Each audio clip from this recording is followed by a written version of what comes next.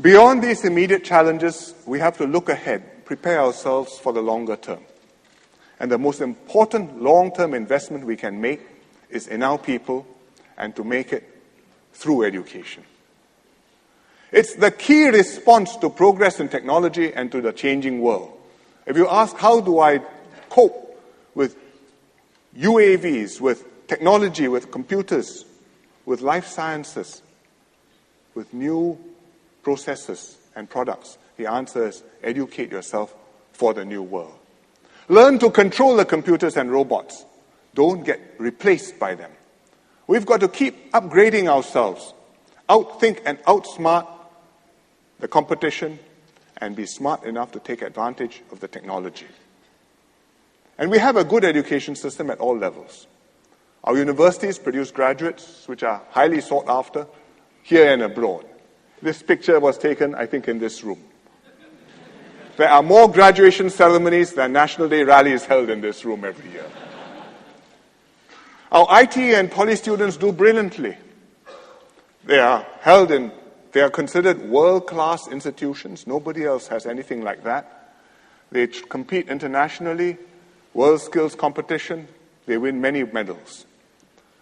And the latest ones, hot off the press, is the FIRA World Cup, Robo Cup. This is not the FIFA World Cup, but this is the robots equivalent Federation of International Robotic Associations. They had the competition in Bristol, and yesterday was the finals, and we came back, the Nanyang Poly team, 12 medals.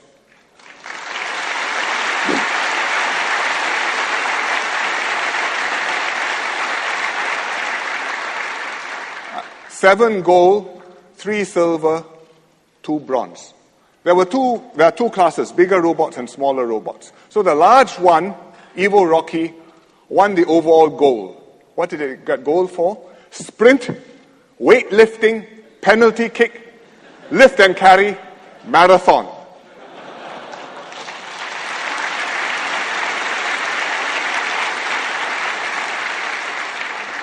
But this picture is the smaller robot. His name is Red Atom. And he is the world record sprinter. World record sprinter. 3 meters forward, 3 meters back. The robot has to run, and it broke the world record in 32 seconds. And BBC reported on this and described him as a Usain Bolt of robots.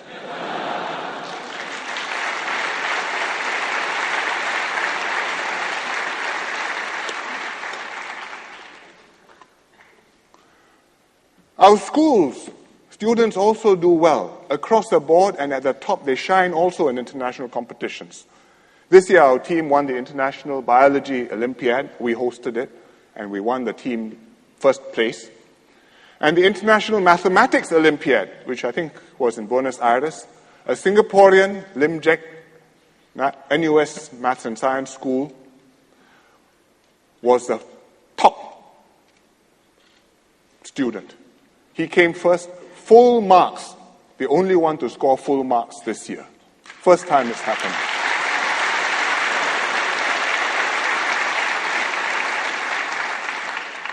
But we are not just focusing on the best students. Yes, we ought to celebrate our gold medalists, our outstanding ones. But our schools and teachers are also doing their best for every student, from the weakest to the most talented ones. And that's why we say every school is a good school, every neighborhood you have a good school.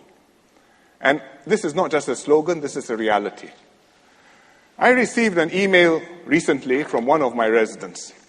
I use my examples because I know them, but the other MPs will surely have similar. This was from a father, Mr. Balu. His son, Praveen, is a primary 6 student in Townsville Primary School. And he wrote me this. There's Balu and Praveen.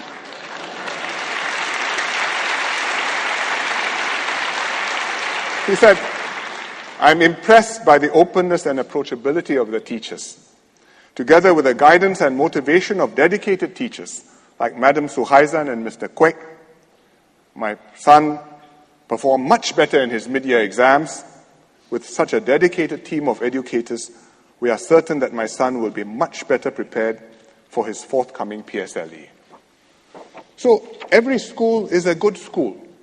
And if you look at this picture, it tells a story because they are posing in Townsville, and I've been there, and these pictures are not drawn by the teachers, they're drawn by the students because it's a niche area of excellence for Townsville Primary School. I can tell you that when I was in primary 6, I couldn't draw pictures like that. And I still can't. But today, the opportunities are there, and I think the results are showing. Beyond school, we are opening up more paths in higher education. Singaporeans have very high aspirations. Every parent wants his or her son to do as well as possible, go to university. And many ITE students hope to go on to the poly, and most poly students aspire to get a degree. One way or another, they want to get there. So we've been increasing our university places year by year for Singaporeans, but still more Singaporeans want to go. So last year, I tasked Lawrence Wong to study this issue. And he concluded that we should create more university places, but that we should focus on applied, practice-oriented degrees. For example, engineers, physiotherapists, social workers. Skills which are useful, which are in demand, which will help to get the graduates jobs. And we should not just churn out graduates, regardless of the quality of the employment opportunities. Set up the institutions, run the courses, print the degrees, produce the graduates, generate a lot of disappointment and unhappiness. Other countries have made this mistake. We produce unemployed graduates, underemployed graduates. Europe has got them, Britain, America, even China. Many graduates come out looking for work, can't find work. So we must avoid leading people up the wrong path, misleading them that if you spend 3 years of your life doing this, at the end you will have a happy outcome. We must make sure that if we let people go that way and encourage people to go that way, that at the end the prospects are good. Right now we have 2 institutions that work closely with industry and emphasize practice-oriented teaching. One is SIM University, called UNISIM, which is a private institution, and it runs part-time courses for adult students. And it collaborates closely with the industry. For example, it runs aerospace systems courses. And the courses include a practicum, meaning the students have to spend a certain number of hours or weeks with a company in the industry, working in the company, learning about the practical aspects of aerospace engineering. And they do the same with their social workers and their other courses. The other institution is SIT, the Singapore Institute of Technology, which has high-quality foreign partners in focus areas. For example, one partner is DigiPen, which is one of the top American institutions for interactive digital media. And here you'll see the student rendering something, and the younger ones among you will know that this thing is called an ATST. Star Wars, All-Terrain Scout Transport Walker. I confess I didn't know, I had to learn. But the young ones know, and they are going to master this. SIT is partnering Technical University of Munich, TUM. Science and engineering courses. Here they are doing robots. I think this must be a robot soccer game.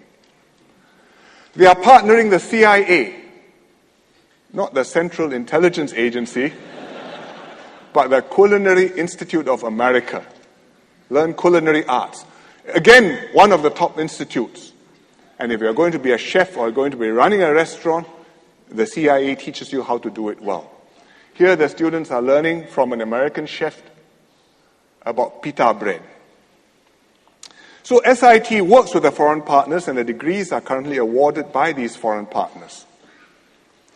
So what will we do? we will increase the full-time places for applied degrees.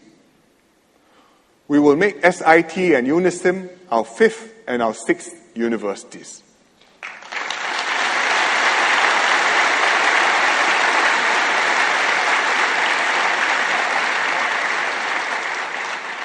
SIT will expand, and it will award degrees in its own name in addition to the partnerships it has. UNISIM will add full-time programs to its part-time courses, and it will build on its strong industry links, but it will remain a private university. And that way, we can increase the current full-time university intake by a total of 3,000 students a year by 2020. In other words, today, we take in 13,000 undergraduates a year, first year. By 2020, we will take in 16,000 students a year, 3,000 more. And that will mean 40% of each cohort will go to university, up from 27% today.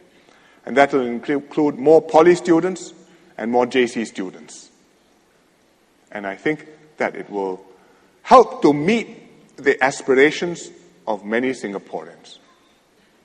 That's for full-time. But at the same time, I think we should not forget the part-time students, the adult students.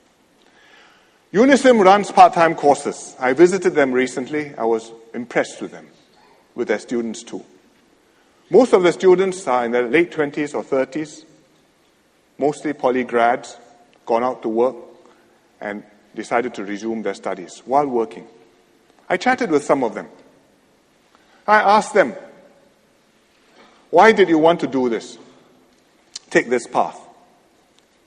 They said, well, when they left school or poly, they were not certain what they wanted to do, so they started work.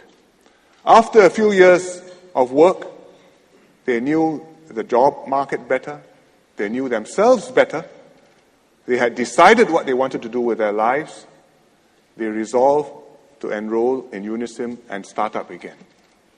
Married, with children, with jobs, but they had decided to do it and they were going to make it succeed. So I found them mature, clear in their own minds what they wanted to do in their lives, determined to succeed. Quite a different profile from young students who go straight to university and for whom all possibilities are still open. So it needs tremendous commitment and grit to succeed if you go to UNISIM, and I think we should help people like that. Sometimes both husband and wife attend the course at the same time. And I met one couple, Alex To and Natalie Chen, who are both on course at the same time. Alfred To and Natalie Chen. Alfred is doing marketing, Natalie is doing visual comms. Midway through the course, Natalie got pregnant. So the course had to pause. The baby was born. But when the baby was a little bit older, Alfred and Natalie resumed their course. And now the baby is a toddler, Hsien, and Alfred and Natalie are about to graduate.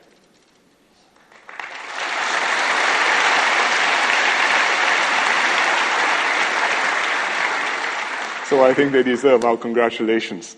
So this is a very good option for some segment of our students to leave school, go to work, and then later on, when you're clearer what you want to do something which is focused, practical, and will help take your life aims forward. So we should give them more support. How? We'll make more part-time places available. And secondly, we will extend government bursaries and loans to UNISIM part-time students so that they get the same support as part-time students in NUS and NTU.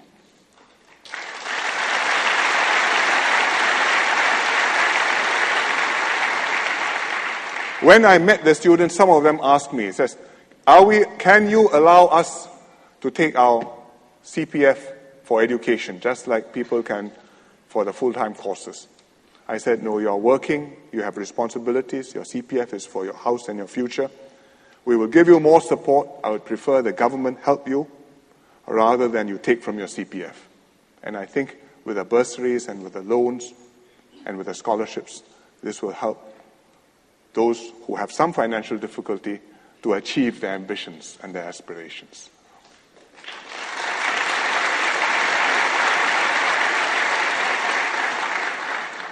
MOE will announce the details later, but I hope Singaporeans will take advantage of this, not just to collect a piece of paper, but to develop yourselves, learn something useful, make a contribution to society.